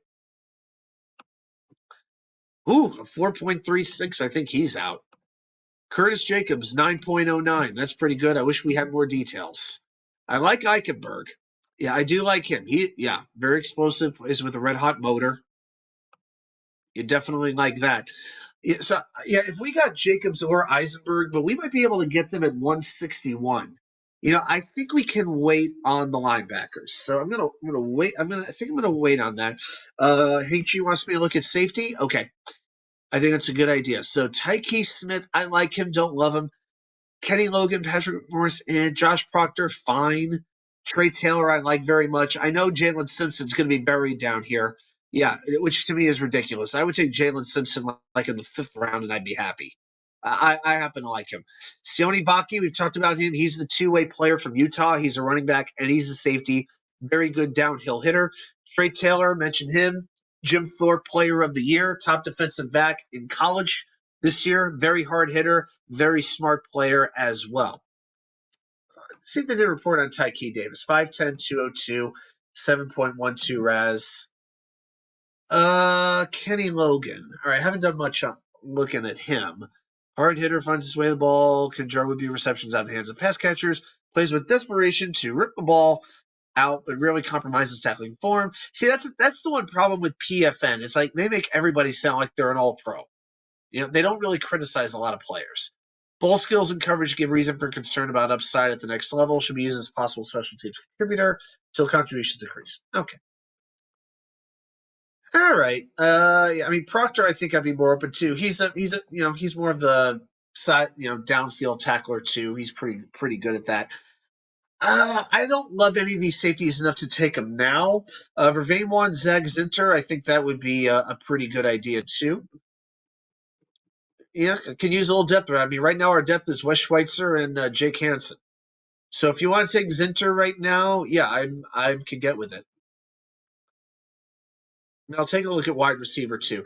Luke McCaffrey, Jalen Coker, Javon Baker went at 143. So Jonah Ellis went after that. Both of those would have been very good signings for sure. Very good picks. Yeah. Is anybody interested in McCaffrey? Let's put a poll up on this one. All right, I'm gonna put McCaffrey in. Let's see. McCaffrey, Zinter. We'll do those two, and I'll get 2 defensive players. I'll put in Tyler Davis. Is there an edge? Muhammad Kamara is a good one, but you can wait to get him. All right. Cedric Johnson. I don't know much about Cedric Johnson, but his RAS is 9.65. I'm going to have to research him a little bit. Linebacker. I'll put Tyke Smith there because he's ranked really, really high. I'll put Smith in the poll. All right. I'm going to create a poll here, guys. All right, here we go. Start a poll. Who to pick? Okay, I gotta go back and sort of trace where I was. So, Tyler Davis, Tyron Smith, and on offense we had Zach Zinter and Luke McCaffrey. Okay,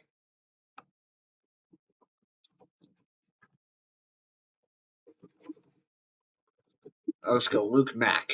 There we go.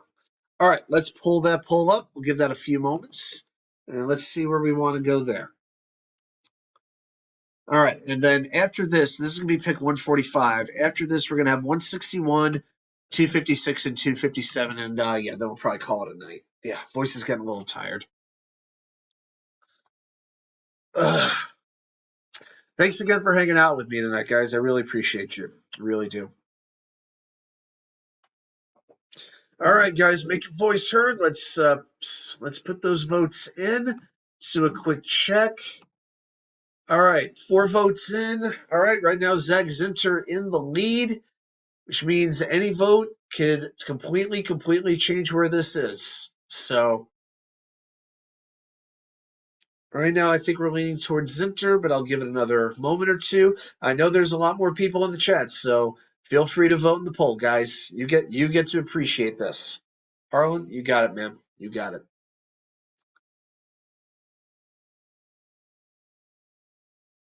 Ah.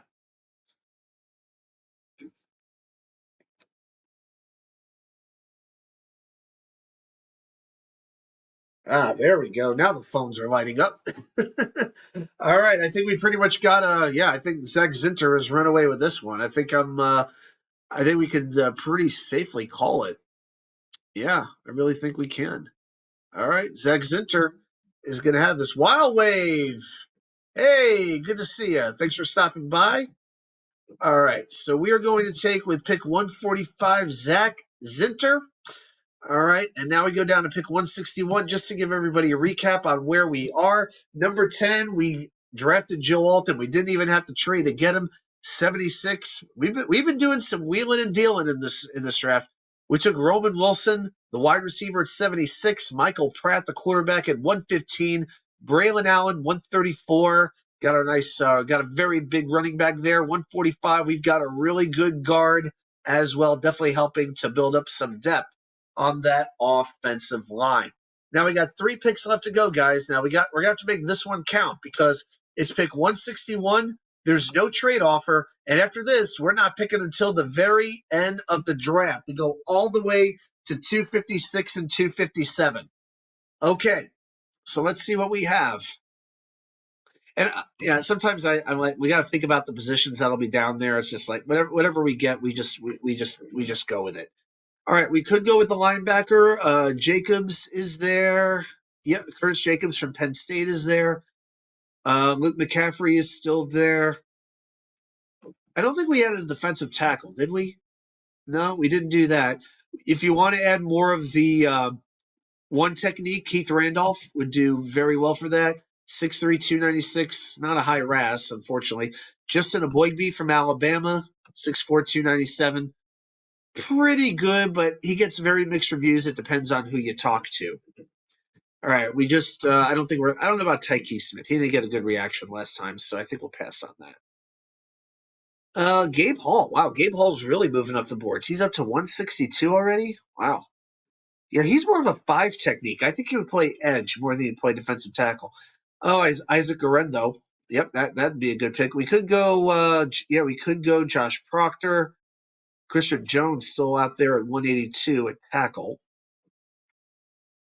All right, guys, if there's any position or any player you want me to look for, guys, help me out. All right, Wild Wave wants to look at cornerback. Yeah, I think we're going to talk about that more next week. So we got a couple guys. Elijah Jones with a very good RAS, a 9.74, 6'1", 185 from BC. MJ Devonshire, 5'10", 186, 7.27. Jarvis Brownlee from Louisville. If you watch NFL Primetime way back in the day, you know what I'm talking about. The good days of NFL Primetime with Chris Berman and Tom Jackson. It was really good. Hey, Nick Shine, how are you? We're doing pretty well, and we are killing this draft so good that Joe Douglas is going to hire me to be his assistant. and I'm going to bring everybody in the chat with me. So we got Joe Alt, Roman Wilson, Michael Pratt, Braylon Allen, and Zach Zinter. We got pick 161 right now, and 2 more left to go. So we got to make a decision here on what we're going to do with pick 161. So we could double up at receiver, go Luke McCaffrey. Again, if there's any position you want me to look at, we could go linebacker. Double check the linebackers. Did Eichenberg go? Yeah, Eichenberg must have been drafted. Okay. Eichenberg went a while ago, 146. He went right after Zach Zinter. Oh, okay. Didn't expect that. We could take Curtis Jacobs, who, with his athleticism, seems like the kind of linebacker we might like. So you can make a case for that. Elijah Jones at cornerback, I think that'd be okay. So Jones, Jacobs. As far as safety goes, we could, but I still think you could get a good safety late. A good safety you could fit in. But Smith, Proctor, Taylor. If you draft the thing with Josh Proctor, if you draft Proctor, it's really a gamble. I'll give everybody a moment to. I know this. Oh boy, it's 11:41, and I am busting out the absolute worst jokes of the night. They're getting worse as it gets later, doesn't it? Proctor, the gamble. Okay. Stealing vodka. Yeah, vodka. And Jalen's down there, like Jalen Simpson. Then a bunch of other guys I don't really know. Damani Richardson, he's pretty good too. All right. All right. Receiver. All right, here's what we'll do. I'll put in, let's do one more poll. We'll do McCaffrey. I don't know if we need to go tackle again. We drafted alt, so no, we don't have to do that. And we drafted a guard. So, all right, McCaffrey. I feel like we got to add something to the defense here. So I'll put in Luke Mack. I'll put in a defensive tackle. I'll put in Keith Randolph, I guess. I don't know. Yeah, actually, no. Let's put in Muhammad Kamar. I've got a better idea. Let's leave defensive tackle out of this. I'm not feeling defensive tackle. All right, so I'll put in Luke Mack. I'll put in Curtis Jacobs at linebacker. I'm gonna put in Muhammad Kamara. This is a good edge rusher. Okay, good athlete who can fight through contact passes blocker to disrupt quarterbacks and overly powerful in the run game. 28 and a half tackles for loss, 16 and a half sacks in his career. Sack artist who overcomes the size to be drafted. Raw skills could have him in the mix. That sounds like the kind of raw project the Jets would take a chance on. So Muhammad Kamara from Colorado State. Just remember that name. Okay. All right, I'll put in. Okay, so that's what I'm gonna do. I'm gonna make one more. Let's make one more poll. All right. All right. So who to pick? So I'll put in Luke Mack, Kamara. I'll put in Jacobs, who's the linebacker. And then let's see. So I've got the Elijah Jones. Yeah, 6'1", 185 and that high RAS score. Yeah, we might be looking for a little bit of depth at cornerback. So I'm gonna throw in Elijah Jones. There's some different players that we've used before, but we're getting to know some of them. So why not? Okay, polls created, guys. Throw your votes in. One more bite.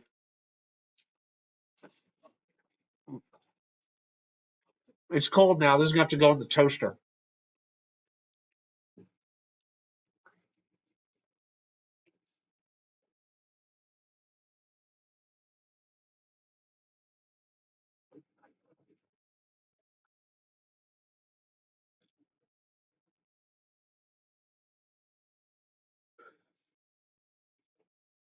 And then after this, just get whatever you can get.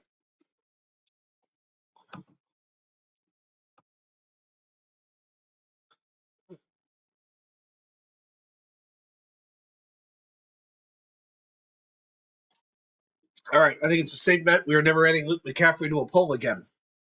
0% again.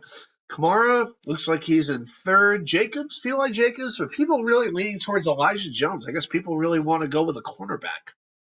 Okay. Well, hey, guys, you still have a moment or two to make your voices heard. Your vote could change this whole poll. I'll just give it about another 10 seconds or so. Thought it'd be a 1 hour show, huh? But the mock draft, it always makes it a little bit longer.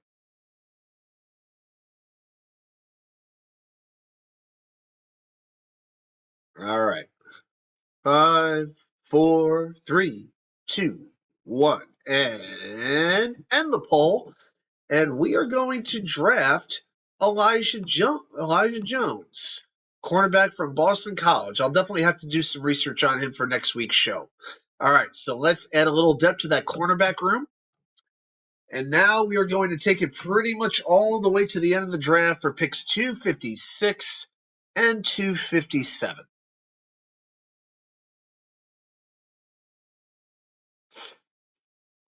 And there we go. Okay. So let's see. Oh, there's Maima Jongmeda, the linebacker. Yes. All right. So we got the big board pulled up here. All right. Let's look at a couple of these pieces. Kamani Vidal, we definitely don't need another running back. John Reed Croma, defensive tackle from James Madison, don't really know him well. Kingsley Aguakon, I've talked about him before. He can play center or guard, comes from Florida, 6'3", 304. Pretty raw prospect, but there's some talent there. So Kingsley is a player I would look at. Just to recap who we've looked at. Hey, Sir Foul Player of Brooklyn, how you doing? David D, good to see you too. All right, Ravine wants to go with Jalen Simpson. You know I'm going. I'm probably going to take him. I just wanted to look at I wanted to make sure we looked at everything. All right, so defense tackle. Marcus Harris is there. Most of these guys I don't really know.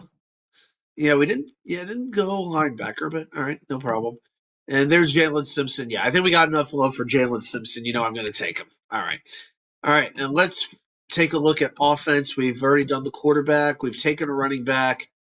Wide receiver, I've heard a few things about Bub Means. Not very familiar with him, but who knows. Tight end, Tree Knox, South Carolina. We're pretty loaded at tackle now. Clark Barrington's down to 311. I think I might go with a guac on here. At this point, I know it's a third offensive lineman, and we didn't take a. I'll take one more look at defensive tackle, just to see if there's anybody there. And maybe Marcus Harris, but that's about the only one. Yeah. These other guys, not very familiar with them. I think that's maybe the one thing. Now I know we have 4 defensive tackles on our team, so I don't know if a fifth one would be able to make it, but I would like to draft somebody that we could actually develop rather than sign 3 guys to 1-year contracts every year. You know what I'm talking about? So, all right, well, we could go with Harris or we can go with Iguacan. So, guys, I'll just ask you to write in the chat. Do you want to go OL or DL? So we'll use this pick on a lineman. Just let me know which side you want me to go, and we'll go from there. Vervain is a big Auburn fan. Oh, I didn't know that. Hey, if any team can upset Connecticut in the NCAA tournament in that region, it might be Auburn. All right, guys.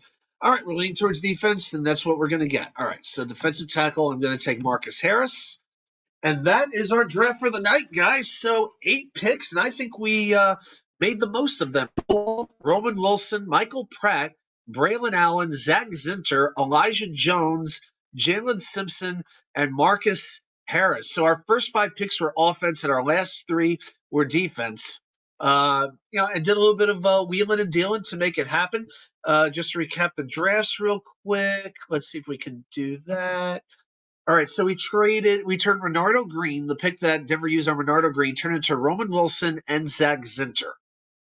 Pretty good. And the Michael Pratt trade, that's a little bit more in depth. But basically, we turned Jordan Jefferson and Gabe Hall into Michael Pratt and Elijah Jones. Jefferson and Hall are both pretty good pieces on the defensive line, but you know what? If Pratt is that developmental quarterback behind Aaron Rodgers, that third quarterback, then you know what? I like it. And Jones looks like he has some athletic ability, and we will look into that a little bit more down the road. Okay. Nick asks, what was the trivia? The question was, all right, Nick, I'll give it to you real quick, and then we'll call it for the night. Name the two current Jets, the two players on the Jets now who were drafted after DJ Reed back in 2018. I'll put it on screen here. All right, so DJ Reed was drafted in the 5th round, 142 overall in 2018. Name the two current Jets who were drafted after DJ Reed in 2018. Chad eventually got it once I started to narrow it down a little bit. Yeah, we got a nice little pop in the chat right now, so yeah, I'll throw the trivia back out. Why not? Yeah, no problem. And by the way, sandwich is really good.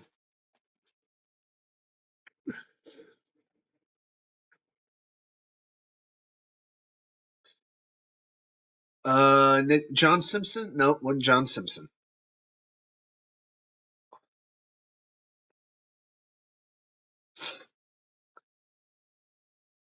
No, David. No, David. I mentioned this every stinking time I put that thing up. I got a copyright thing. I can't keep doing this. I want to put the music up.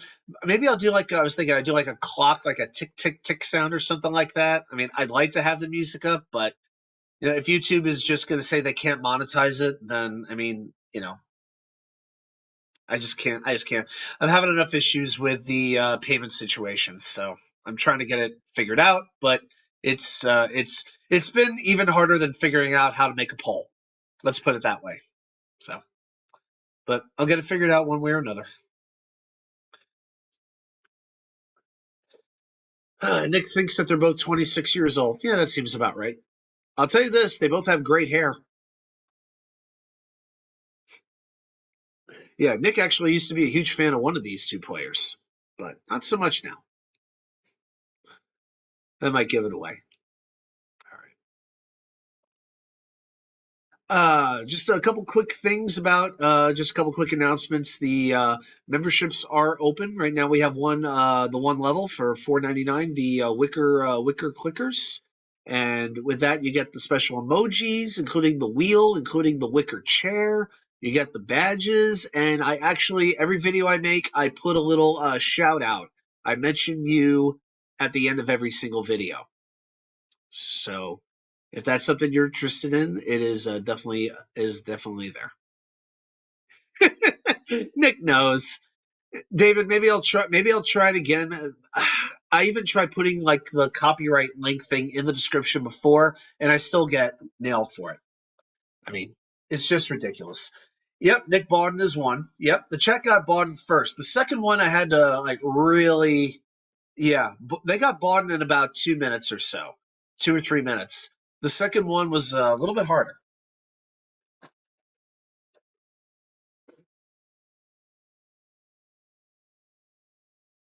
Ugh.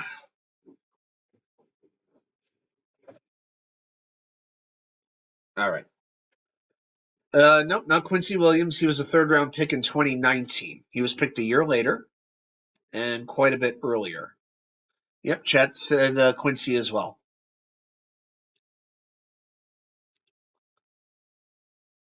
No, one JFM. I think JFM was drafted a little bit. I think he was drafted the year before.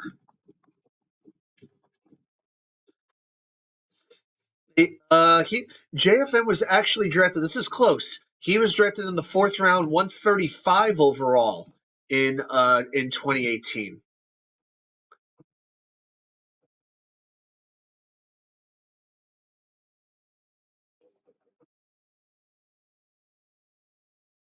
So JFM was picked 7 spots before DJ Reed.